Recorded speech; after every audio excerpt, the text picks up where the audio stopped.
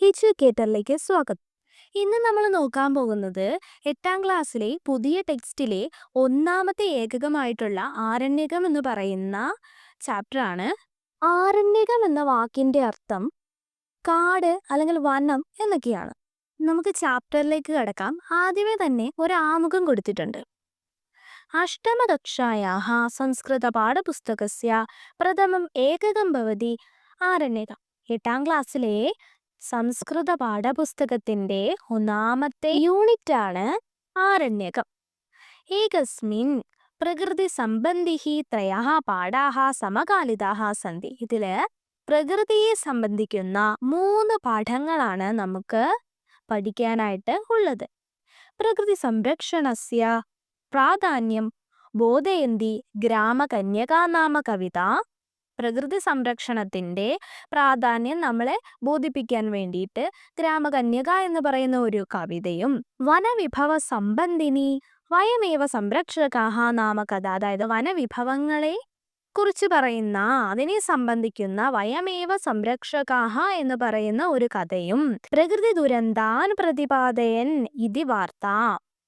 ഇതി പാഠശ്ച, പ്രകൃതി ദുരന്തങ്ങളെ പറ്റി പറയുന്ന ഒരു ഇതി വാർത്ത എന്ന് പറയുന്ന ഒരു പാഠവും. ഇത്രയാണ് നമുക്ക് ഈ ചാപ്റ്ററിൽ പഠിക്കാനായിട്ട് ഉള്ളത്. ഏതേഷാം പാഠഭാഗാനാം അധ്യയനേന വയമപി പ്രകൃതി പ്രണയിനഃ ഭവാമ. അതായത് ഈ പാഠഭാഗങ്ങളൊക്കെ പഠിക്കുന്നതിലൂടെ നമ്മളും പ്രകൃതിയെ പ്രണയിക്കുന്നവരായിട്ട് മാറുമെന്നാണ് പറഞ്ഞിരിക്കുന്നത്. നമ്മുടെ ഒന്നാമത്തെ പാഠത്തിന്റെ പേരാണ് ഗ്രാമകന്യക. അപ്പോൾ കന്യക എന്ന് പറഞ്ഞാല് പെൺകുട്ടി എന്ന അർത്ഥവും ഗ്രാമമാകുന്ന കന്യക. അപ്പൊ ഇവിടെ ഗ്രാമത്തിനെ ഒരു പെൺകുട്ടിയായിട്ടാണ് കണക്കാക്കുന്നത്. പ്രവേശകം നോക്കാം. പ്രകൃതി സൗന്ദര്യം പ്രകാശേ ചിത്രം പശ്യതു. അവിടെ താഴെ നമുക്കൊരു ചിത്രം കൊടുത്തിരിക്കുന്നില്ലേ, അത് പ്രകൃതി സൗന്ദര്യത്തെ പ്രകാശിപ്പിക്കുന്ന, പ്രകൃതി സൗന്ദര്യത്തെ പറഞ്ഞു തരുന്ന ഒരു ചിത്രമാണത്. അത് പശ്യതു, അത് നോക്കൂ. സൗന്ദര്യം കഥം പ്രതീയതേ, സൗന്ദര്യം എങ്ങനെയാണ് നമുക്ക് കാണാൻ പറ്റുന്നത്. തസ്യ സംരക്ഷണം അസ്മാഭിഃ കരണീയം ഖലു. അതിന്റെ സംരക്ഷണം നമ്മുടെ കർത്തവ്യമാണ്. തദർത്ഥം കിം കിം കർത്തും ശക്യതേ. അതിനായിട്ട് നമുക്ക് എന്തൊക്കെയാണ് ചെയ്യാൻ പറ്റുന്നത്. പ്രകൃതി സംരക്ഷണ പ്രതിപാദികം കാഞ്ചന കവിതാം പഠാമഹ. അതായത് പ്രകൃതി സംരക്ഷണത്തെ കുറിച്ച് പറയുന്ന ഒരു കവിത നമുക്ക് പഠിക്കാം. ആമുഖം നോക്കാം.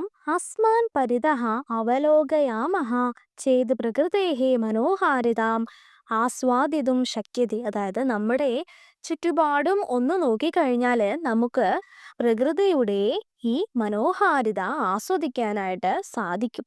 സൂര്യോദയഃ മന്ദമാരുതാഃ മേഘവർഷണം ഋതവഃ ഇത്യേവം സർവമപി പ്രകൃതേഃ ലാവണ്യം പ്രകാശയതി. അതായത് സൂര്യോദയവും പിന്നോ മന്ദമാരുതൻ കാറ്റും മേഘവർഷണം മഴയും ഋതവഃ ഒരു ഋതുക്കളും ഇതുപോലെയുള്ള സർവ്വതും പ്രകൃതിയുടെ ലാവണ്യം സൗന്ദര്യത്തെ പ്രകാശിപ്പിക്കുന്നതാണ്.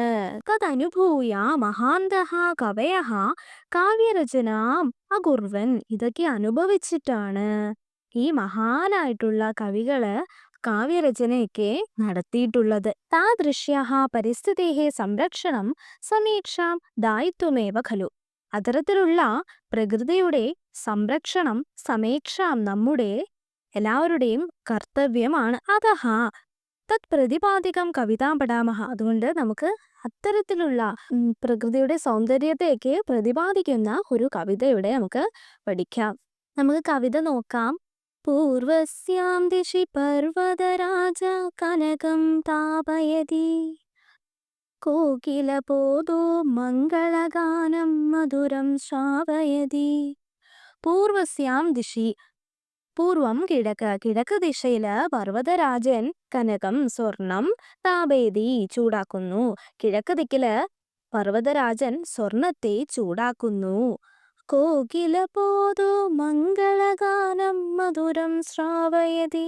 കോകിലം കുയില്, കുയിൽ കുഞ്ഞ് മംഗളഗാനം മധുരമായിട്ട് പാടുന്നു. അപ്പൊ ആ 4 വരിയുടെ അർത്ഥം എന്താണ്. കിഴക്ക് ദിക്കില് പർവ്വതരാജൻ സ്വർണത്തെ ചൂടാക്കുന്നു, കുയിൽ കുഞ്ഞ് മംഗളഗാനത്തെ മധുരമായിട്ട് പാടുന്നു. പ്രകൃതിയെ ഇവിടെ വർണ്ണിച്ചിരിക്കുകയാണ്. ബാക്കി നോക്കാം. ഗ്രാമസുതായേ ദർപ്പണവേഷം തനുതേ ശൈവലിനി അഞ്ജനലേപം രാധിനി കാമം രജനീ ഗ്രാമസഖി. ഗ്രാമസുതായി, സുധ എന്ന് പറഞ്ഞാൽ കുട്ടികൾ. അപ്പോൾ ഗ്രാമമാകുന്ന പെൺകുട്ടിക്ക് വേണ്ടി ദർപ്പണവേഷം തനുതേ ശൈവലിനി. ശൈവലിനി എന്ന് പറഞ്ഞാല് പുഴ, റിവറാണ് ശൈവലിനി.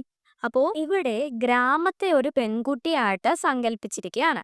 എന്നിട്ട് പറയാണ്, ഈ ഗ്രാമ പെൺകുട്ടിക്ക് വേണ്ടിയിട്ട് ഈ പുഴ ശൈവലിനി ദർപ്പണവേഷം, അതായത് കണ്ണാടി രൂപം സൃഷ്ടിക്കുന്നു.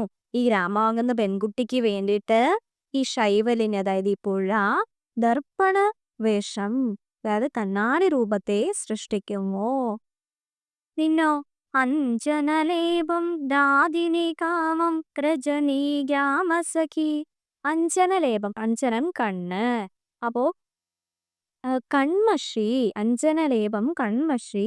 അപ്പോ അഞ്ജനലേപം കൺമഷിയെ രാത്രി നികാമം ഇഷ്ടം പോലെ, രജനി ഗ്രാമസഖി, ഗ്രാമസഖി അതായത് ഗ്രാമമാകുന്ന കൂട്ടുകാരിക്ക് വേണ്ടിയിട്ട്, രജനി രാത്രി, അഞ്ജനലേപം അഞ്ജനലേപത്തെ കൺമഷിയെ നികാമം ഇഷ്ടം പോലെ നൽകുന്നു. അപ്പോ ഈ ഗ്രാമമാകുന്ന കൂട്ടുകാരിക്ക് വേണ്ടി രാത്രി കൺമഷിയെ ഇഷ്ടം പോലെ നൽകുന്നു എന്നാണ് പറഞ്ഞിരിക്കുന്നത്. ഇവിടെ ഗ്രാമത്തിനെ ഒരു പെൺകുട്ടിയായിട്ടാണ് സങ്കല്പിച്ചിരിക്കുന്നത്. എന്നിട്ട് ഗ്രാമമാകുന്ന പെൺകുട്ടിക്ക് വേണ്ടി പുഴ കണ്ണാടി രൂപത്തെ ഒരുക്കുന്നു എന്ന് പറഞ്ഞിരിക്കുന്നു. പിന്നെ രാത്രി ഈ ഗ്രാമത്തിന്റെ കൂട്ടുകാരിയാണ്, ഗ്രാമസഖിയാണ്. അപ്പോൾ ഈ രാത്രി ഗ്രാമമാകുന്ന കൂട്ടുകാരിക്ക് വേണ്ടി ഇഷ്ടം പോലെ കൺമഷിയെ കൊടുക്കുന്നു എന്നാണ് ഇവിടെ പറഞ്ഞിരിക്കുന്നത്. അടുത്ത സ്റ്റാൻസ് നോക്കാം.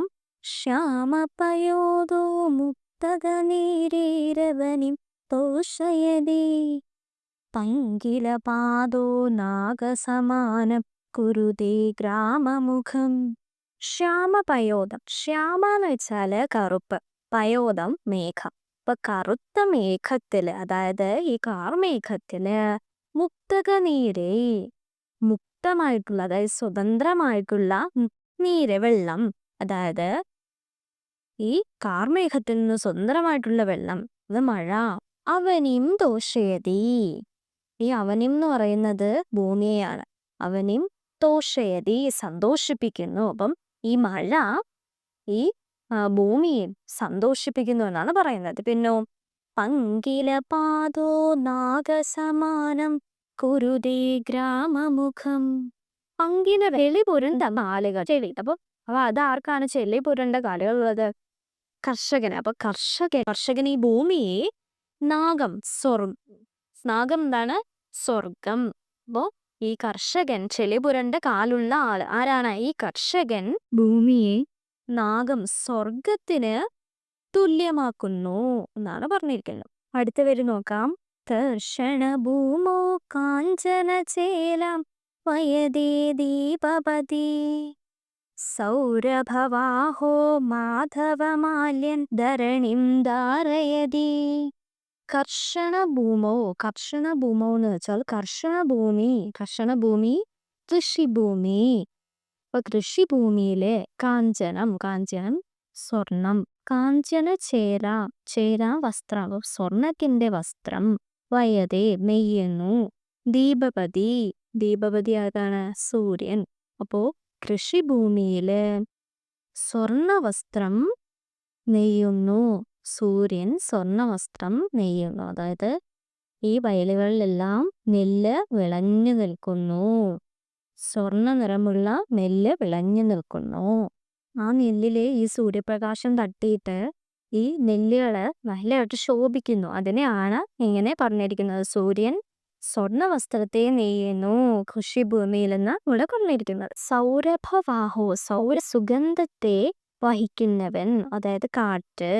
കാറ്റ് മാധവമാല്യം, മാധവം എന്ന് പറഞ്ഞാല് നമ്മുടെ വസന്തകാലത്തിന്റെ രണ്ടാമത്തെ മാസമാണ് ഈ മാധവ മാസം, അതായത് മാധവതാലം എന്ന് പറയുന്നത്. അപ്പം മാധവ മാല്യം, മാല്യം എന്ന് പറഞ്ഞാൽ മാല.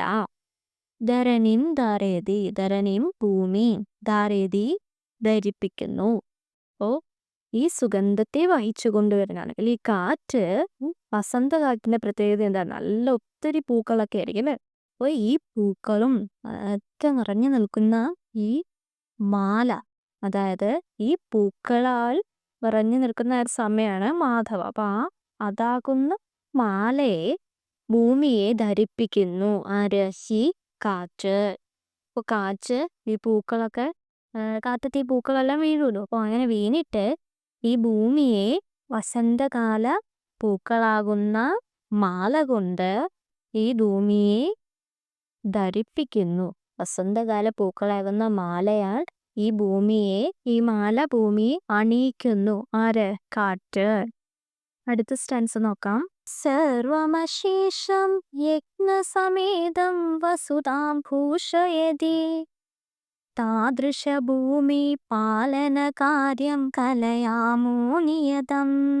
സർവമശേഷം ബാക്കിയുള്ള എല്ലാം യജ്ഞസമേതം പ്രയത്നിച്ച് വസുതാം ഭൂമിയെ ഭൂഷയതി സുന്ദരിയാക്കുന്നു. അപ്പൊ ബാക്കിയുള്ള എല്ലാം ഒന്നിച്ച് പ്രയത്നിച്ചിട്ട് ഭൂമിയെ സുന്ദരിയാക്കുന്നു.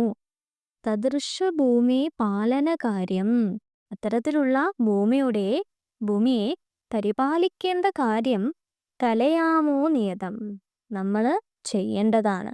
ബാക്കിയുള്ള എല്ലാം ഭൂമിയെ സുന്ദരമാക്കുന്നു. അപ്പൊ അങ്ങനെയുള്ള ഭൂമിയെ നമ്മൾ സംരക്ഷിക്കുക തന്നെ വേണം. അത്തരത്തിലുള്ള ഭൂമിയെ പരിപാലിക്കേണ്ടത് നമ്മളാണ്. അപ്പൊ നമുക്കത് തീർച്ചയായും ചെയ്യാം ആണ് ഇതിൽ പറഞ്ഞിരിക്കുന്നത്. അപ്പൊ ഇത്രയാണ് ഈ ചാപ്റ്ററിൽ പറഞ്ഞിരിക്കുന്നത്. ക്ലാസ് ഇഷ്ടമായാൽ ലൈക്ക് ചെയ്യുക, ഷെയർ ചെയ്യുക, സബ്സ്ക്രൈബ് ചെയ്യുക.